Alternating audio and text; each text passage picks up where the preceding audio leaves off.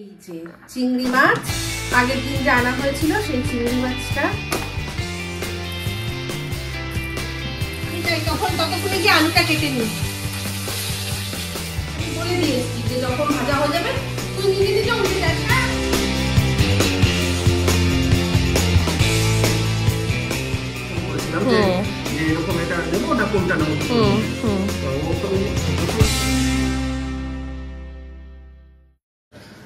Afternoon বাজিয়ে তারপর এখন ব্রেকফাস্ট নিয়ে বসেছি, কিন্তু উঠেছি কত আগে আজকে, হয়নি, হচ্ছিল না, মানে ওই কথাবার্তা বলতে বলতে আর সময় হয়নি। না তুমি একটা, আমি কিছুটা করার পর তুমিও একটা ইম্পর্টেন্ট কাজ করেছিলে। হ্যাঁ, ইম্পর্টেন্ট কাজ করেছি, সেটা হচ্ছে ভিডিও এডিটিং আর ভিডিও পাবলিশ করা, ব্লগটা এডিট করা, সেটা বড় কাজ। কিন্তু তাছাড়াও তো সারাক্ষণ কথা বলতে বলতেই কেটে গেল। তো যাই হোক, তার মাঝখানে মিস্টারদের বাজার থেকে ঘুরেও চলে এসছে।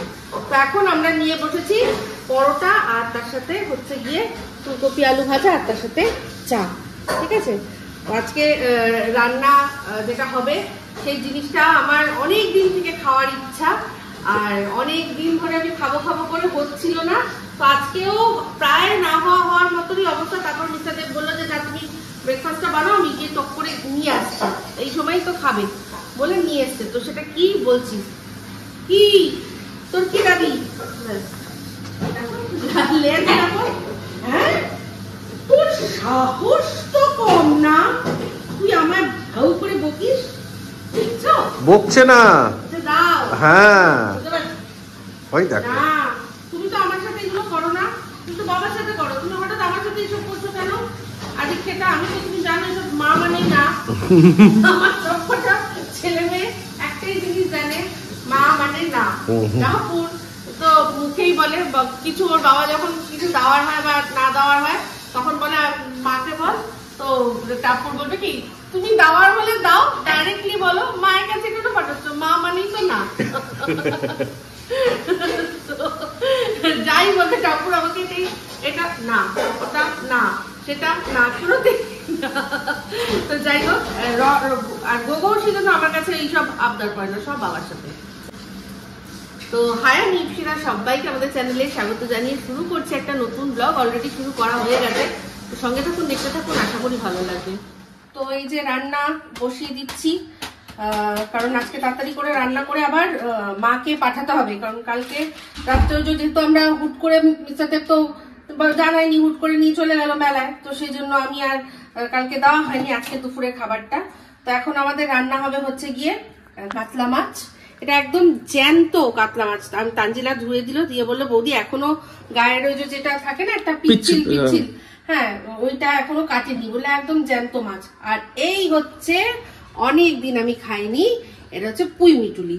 তো এই পুঁই মিটুলিটা করব এই যে চিংড়ি মাছ আগের দিন যে আনা হয়েছিল সেই চিংড়ি মাছটা, এই যে চিংড়ি মাছ দিয়ে করব হচ্ছে পুঁই মিটুলি। অনেক দিন থেকে আমার এটা খেতে ইচ্ছা করছে, মনে আছে আশা করি ওই যে গেছিলাম যখন আমরা কোথায় জানো সুভাষগ্রাম, সেদিনও বলছিলাম যে পুঁই মিটুলি। আমি ভাবছি কি অনেকটা আছে, একটুখানি রেখে দিই, কারণ তানজিলা বললো যে একটা নিরামিষ পুঁই মিটুলি হয় যেটা একটু চচ্চড়ির মতো করে, ভাবছি কটা একটু রেখে দেবো, একটা চচ্চড়ি করবো। আমার কাছে শিম নেই, কিন্তু মূলো টুলো কয়েকটা সবজি আছে, সেটা দিয়ে একটু করব।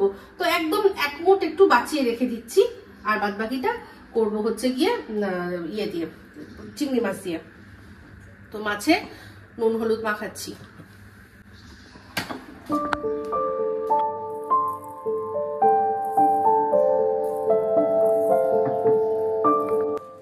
তো এর মধ্যে একটুখানি সর্ষের তেল মাখিয়ে নিচ্ছি, তাহলে কি হয় ওই ফাটে কম, কারণ আমার তো প্রচুর জানেন প্রবলেম। হ্যাঁ, তো এই জন্যই একটু মাছের তেল মাখিয়ে নিলে কি হয়, যেহেতু একদম টাটকা মাছ তো, তাই জন্য ভালো করে মাখবো।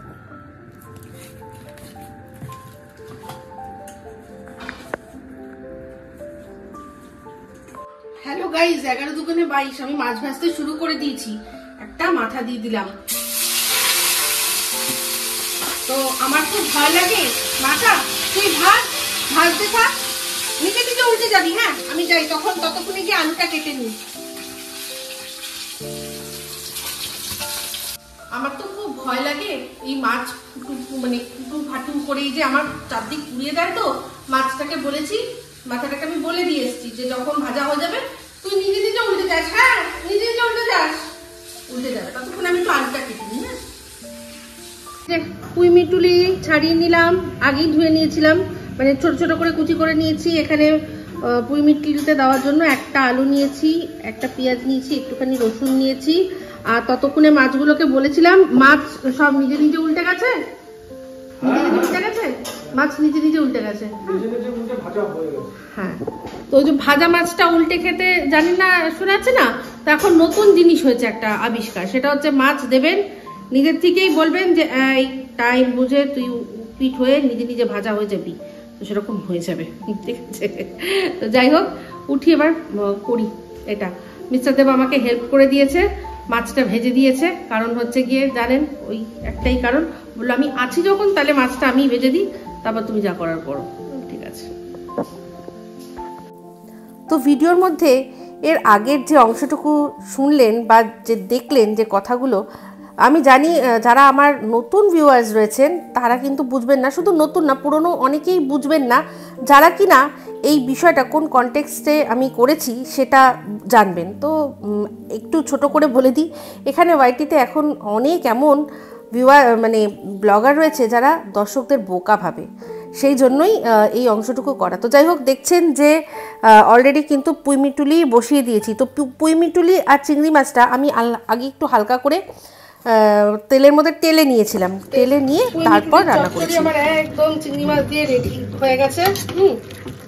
এর মধ্যে শুধু লাস্টে অল্প একটু ধনেপাতা আমি সাজিয়ে দেবো। আর এদিকে মাছটাও হয়ে গেছে, মাছটা একটু চেক করে নিতে হবে। এই যে মাছটা হচ্ছে, দিয়ে আমি চাপা দিয়ে রেখেছিলাম, ধনে পাতা ছড়াবো এর মধ্যে, তাহলেই হয়ে যাবে।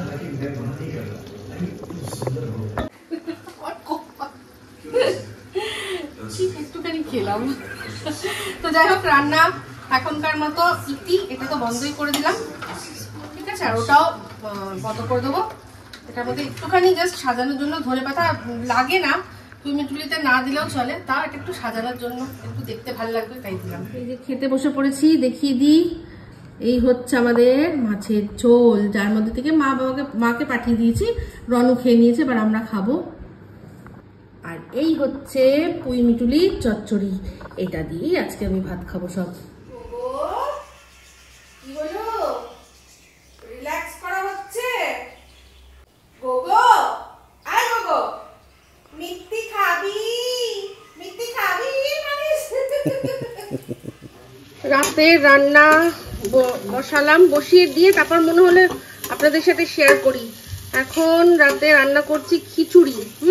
তো এই খিচুড়িটা ওই ভোগ স্টাইল যেরকম করে সেরকম করে করছি, তাই জন্য মশলাটা এখানে এরকম ভাবে দেখতে পাচ্ছেন যে মশলাটা একটু কষিয়ে নিচ্ছি।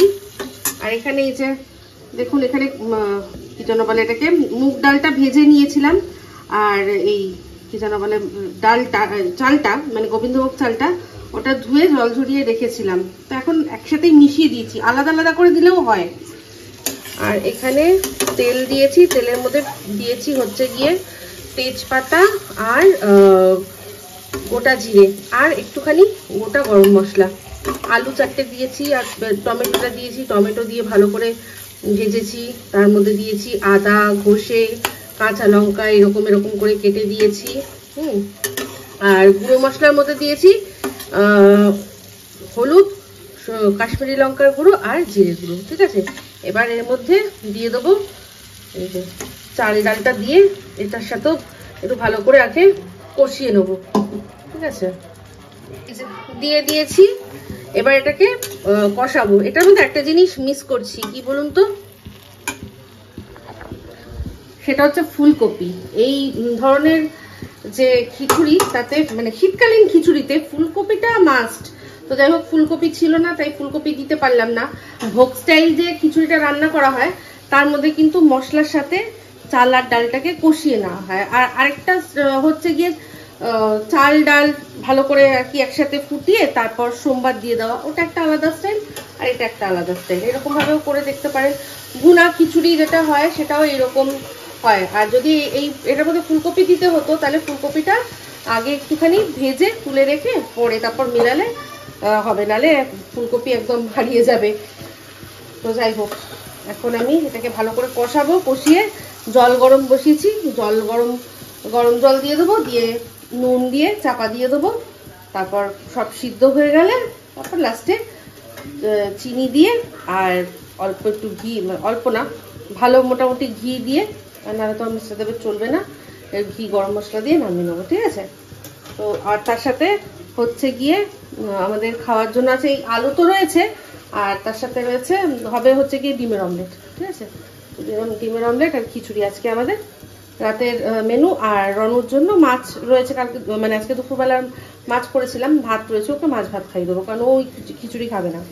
পুরো কিন্তু কষানো হয়ে গেছে, মানে চাল ভাজা হয়ে গেছে, ডালও ভেজে গেছে, আর দারুণ একটা সুন্দর গন্ধ বেরোচ্ছে, সুগন্ধ বেরোচ্ছে, কারণ অল্প একটু ঘি দিয়েছি এর মধ্যে অলরেডি ভাজার সময়। তো এই ঘিয়ের মধ্যে ভাজলে না একটা দারুণ আলাদাই ফ্লেভার দেবে। তো যাই হোক, এই হয়ে গেল আমার কমপ্লিট। এবার এর মধ্যে যে গরম জলও হয়ে গেছে দিয়ে দেবো। তো এই যে খিচুড়ি একদম রেডি। আহা, এর মধ্যে দিয়েছি ঘি, তো আবার মিস্টার দেবকে আলাদা করে একটু দিয়ে দেবো। আর এদিকে হচ্ছে ডিমের অমলেট।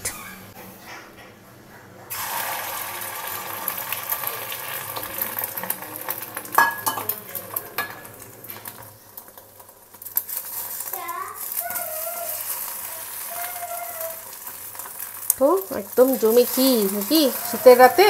এই যে ওপরে একটুখানি ঘি ছড়িয়ে দিয়েছি, দিয়ে সার্ভ করে দিচ্ছি মিস্টার দেবের জন্য। এটা হচ্ছে গিয়ে খিচুড়ি, আর এই হচ্ছে করকরে মুচমুচে করে ভাজা ডবল ডিমের অমলেট।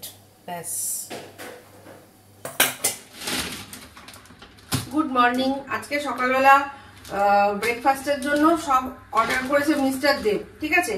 তার মধ্যে একটা মেন জিনিস যেটা, সেটা মানে কালকের থেকে জানে, সেটাই অর্ডার করতে বলছে, ভুলে গেছি। বিস্কুট, মানে বিস্কুট ছিল কালকে। রন বিস্কুট খেতে গিয়ে মানে কৌটো ধরে বসেছে।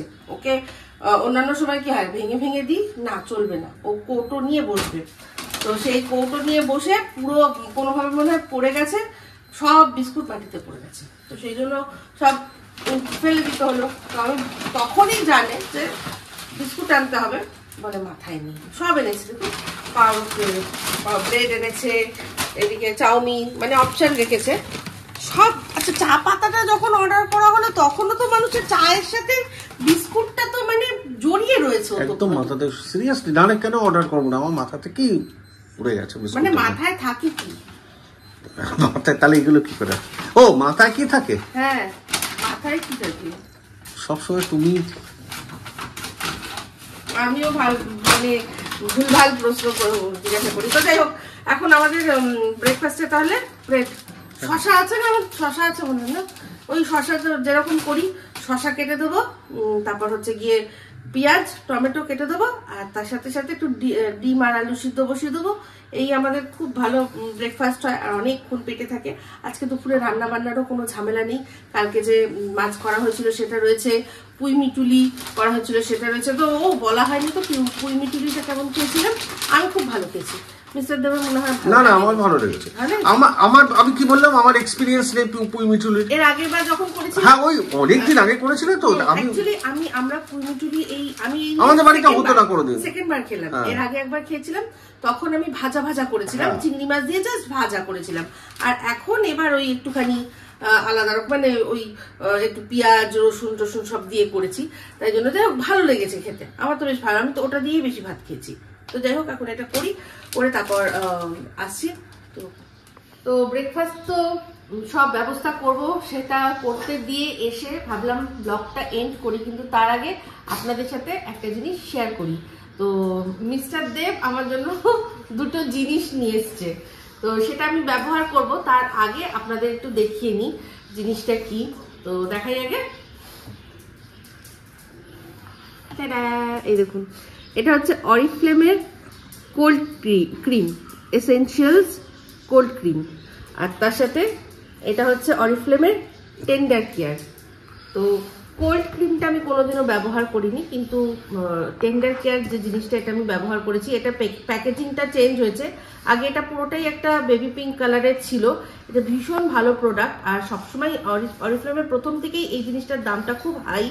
এটা ঠোঁটে, তারপর হচ্ছে গিয়ে যেসব এই কুনুই ফুনুই যেগুলো কালো হয়ে যায়, শক্ত হয়ে যায়, এসব জায়গায় ব্যবহার করার জন্য খানিকটা পেট্রোলিয়াম জেলির মতোই। এই যে দেখুন, কিন্তু ভীষণ ভালো জিনিস। এটা বাচ্চারাও ইউজ করতে পারে। এমনকি এটা মানে পোড়া, হঠাৎ করে পোড়া লেগে গেলে, তারপর কেটে ছড়ে গেলেও টেন্ডার কেয়ার ব্যবহার করা হয় সেটা। আর এই কোল্ড ক্রিম আমি কোনোদিনও ব্যবহার করিনি। এটার মধ্যে কোকোয়া বাটার দেওয়া আছে, ভিটামিন বাচ্চারা মানে রনও ইউজ করতে পারবে। আচ্ছা, এটাও বাচ্চারা ইউজ করতে পারবে। তো এই দুটো জিনিস মিস্টার দেব আমার কাছ থেকে মানে আমার জন্য নিয়ে এসছে। এটার গল্পটা বলো। গল্পটা হচ্ছে যে আমার এক বন্ধু যে আমার সাথে কাজে যুক্ত আছে, তার ওয়াইফ অরিফ্লেম নতুন করা শুরু করেছে। ক্যামেরাটা ধরি তোমার দিকে, আমার দিকে ধরবে? আচ্ছা ধরো। সে অরিফ্লেমে নতুন যোগ দিয়েছে, এবার তাকে তো বিক্রি করতে হবে। এবার জানো তো, সবার আগে এইসব ব্যাপারে যারা করে দেখবে কোনো চেন ওয়াইজ কোনো বিজনেস বা নিজেদের লোকদের আগে ইন্স্যুরেন্স বলো, নিজেদের যারা আছে আগে তাদের ধরবে। যেমন আমরা যখন প্রথম ইউটিউব করেছি, এখন মা মাসি কাকাই সাবস্ক্রাইব করো, ঠিক সেই রকম। ঠিক তো সেই রকম আমাকেও বলেছে যে ইপসিতার জন্য এটা নিয়ে যাও আর এটা নিয়ে যাও। তো আমি তখন বললাম যে এটা কিসের কাজে লাগে, তখন বললো এটা। তখন আমি জানি এটা তোমার লাগবে, এটার জন্য আমি তোমায় জিজ্ঞেস করি, বাট এটার জন্য তোমাকে একবার ফোন করেছিলাম যে এরকম এটা নেবো না কোনটা নেবো দুটোর মধ্যে। ও তো যত তোমাকে চেনে, বললো ইপসিতাকে বলো এটা নিতে। তো সেই কারণে এই দুটো নিলাম। আর সবচেয়ে এখন সুবিধা হয়েছে আবার, আমি বললাম ইনস্টলমেন্ট হবে তো,